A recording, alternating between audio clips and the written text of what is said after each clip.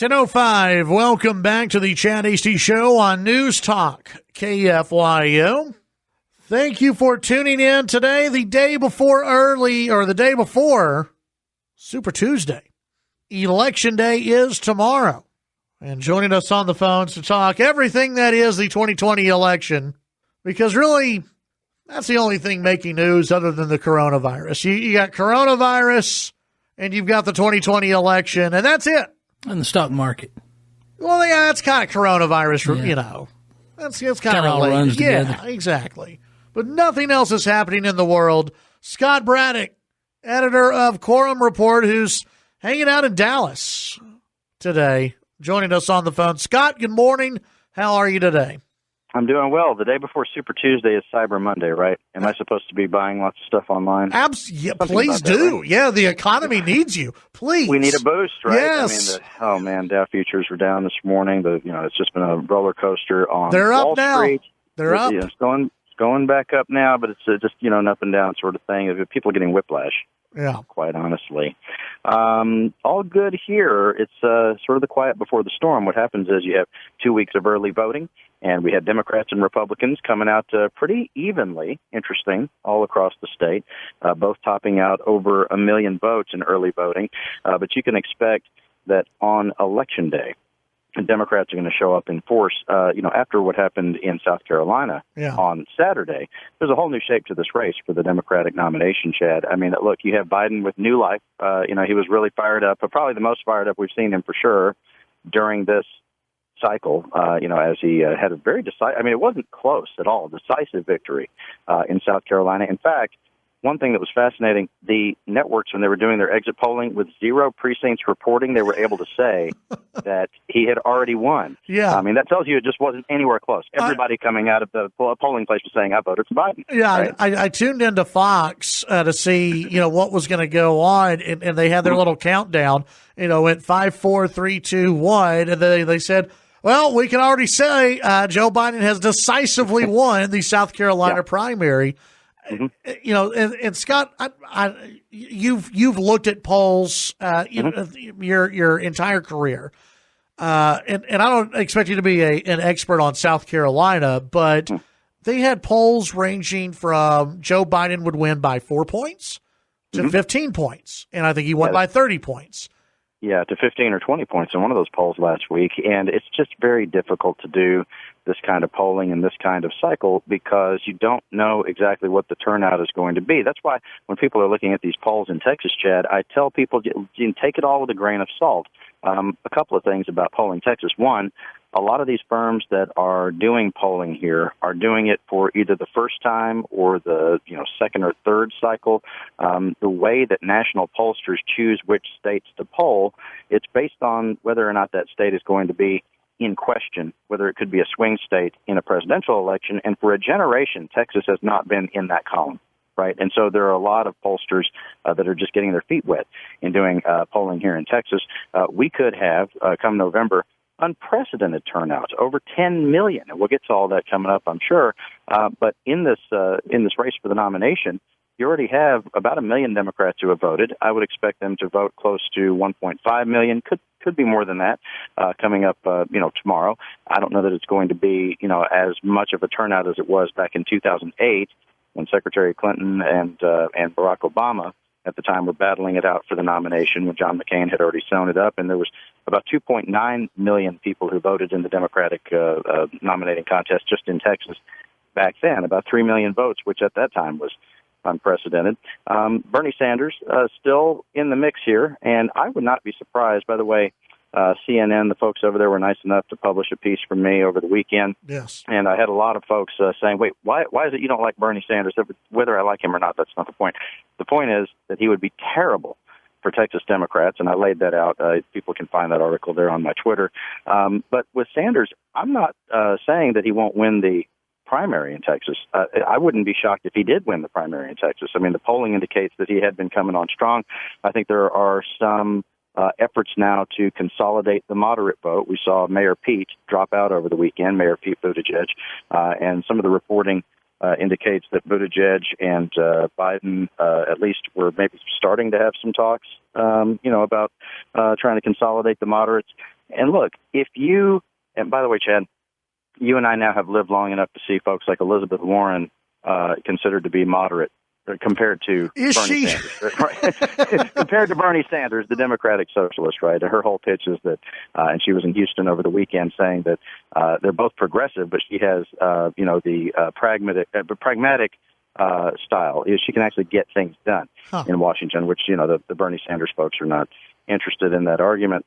But look, add up the vote totals from all of the states that have voted so far, and you'll see that Sanders has this core base of support that never seems to leave him. It doesn't expand very much, no matter which state we're talking about. But the quote-unquote moderates, if you add up all their votes, there are more of them than the Sanders people.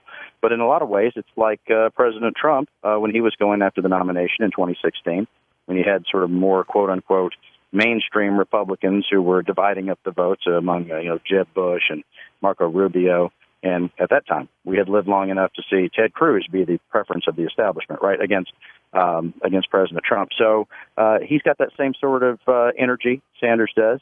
And whether he gets the nomination or, continues to have sort of a muddled picture on the Democratic side, I think you can't discount all the money that Mike Bloomberg is spending in Texas. I think he was around $30 million, something like that at last check. And that's just advertising, by the way, on television. That doesn't count, I don't think, all of the digital advertising and how much ground game that the Bloomberg campaign is doing. I had a couple of voters from Central Texas and South Texas, Chad, tell me that they had Bloomberg block walkers knock on their door and, talk to them about Mike Bloomberg for president. A couple of these folks were 3 and 4 Republican voters, 3 and 4 R voters. They've participated in at least that many GOP primaries in the state. And a few of them told me, hey, I have never had a presidential campaign, let alone a Democrat, knock on my door. Yeah. Interesting what kind of influence that may have.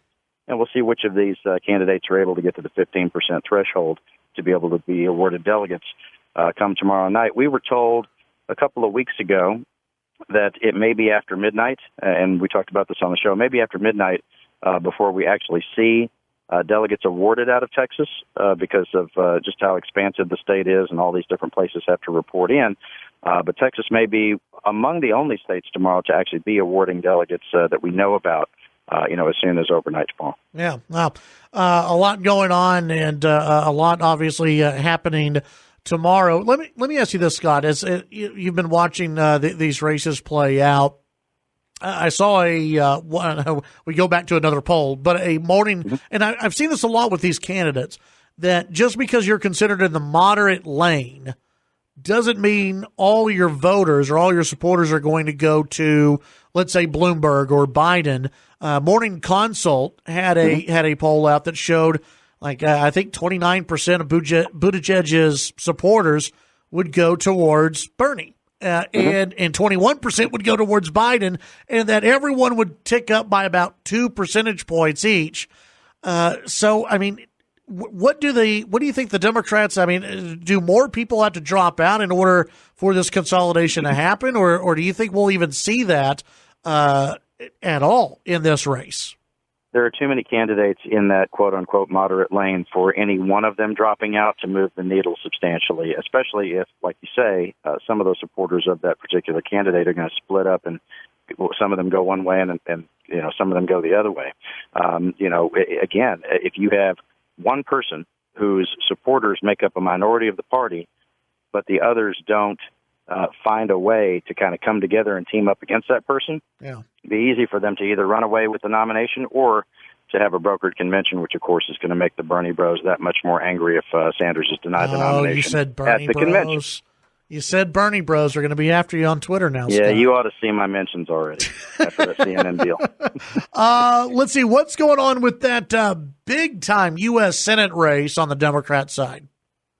There are so many candidates running there that I think, and this is going to be the story in a lot of the races across Texas, because we have wide-open nominating contests. In the U.S. Senate race, 8 or 9 candidates. Looks like there'll be a runoff there. I don't expect that any one of them is going to be able to get over 50% tomorrow. Could be shocked, could be surprised. Will anyone get over 20%? It's possible. I think MJ Hager is going to have a good showing. I think Cristina Cinzern Ramirez is going to have a good showing. She's got the backing of Alexandria Ocasio-Cortez, which does move the needle with some of the progressives in the Democratic Party. I wouldn't discount Royce West from here in Dallas, state senator who has a good base of support here in North Texas. We'll wait and see, but I think, Chad, it's going to be the story with congressional races, some of the Texas House races as well, that there are wide open nominating contests. And some of those congressional seats, you've got a dozen, or I think in one of them there's 18 Republicans running for one of the congressional seats. In the Houston area alone, there are more than 60 people running, in these primaries for congressional seats, and there are not anywhere close to that many congressional seats. So we will see nasty primary runoffs happen, I think, both on the Democratic and Republican side. And those will start, by the way, immediately the next day on Wednesday. And some of these folks was visiting with some Capitol and campaign staffers over the weekend who are making their final push. They were block walking, talking to people about their candidates in all parts of the state. They're just exhausted. And by the way, be nice to those folks. If they come by your door, if you're not interested in what they have to say, I would shoo them off the porch politely if you can. But they're working hard out there, and some of them won't get much of a break even after Tuesday. Yeah. Scott, tell folks what they can find at Quorum Report. We will be tracking all of the election results and everything that's happening with the Texas primary. We are, Chad, the center of the political universe come tomorrow. I know there's other states that vote, but forget about that. Texas is the center of the political universe this week. So we'll track it all for you at quorumreport.com. Hey, here you go, Scott. Here's another. Here's something else you were talking about. The folks knocking on doors from Bloomberg. I just got this text in on our text line. My sister lives in Cedar Hill near Dallas, and there was a large van filled with young African American girls knocking on doors in her neighborhood for Bloomberg last week. She's never had anyone campaign door to door in their neighborhood before. Isn't that remarkable? Yeah. And that's what you can do when you're spending hundreds of millions of dollars running for president. Yeah, absolutely. All right, Scott, thank you very much, and we'll talk to you next week, see how everything shakes out. Thanks, Chad. Talk soon. That's Scott Braddock, editor, Quorum Report, here on the Chad Hasty Show.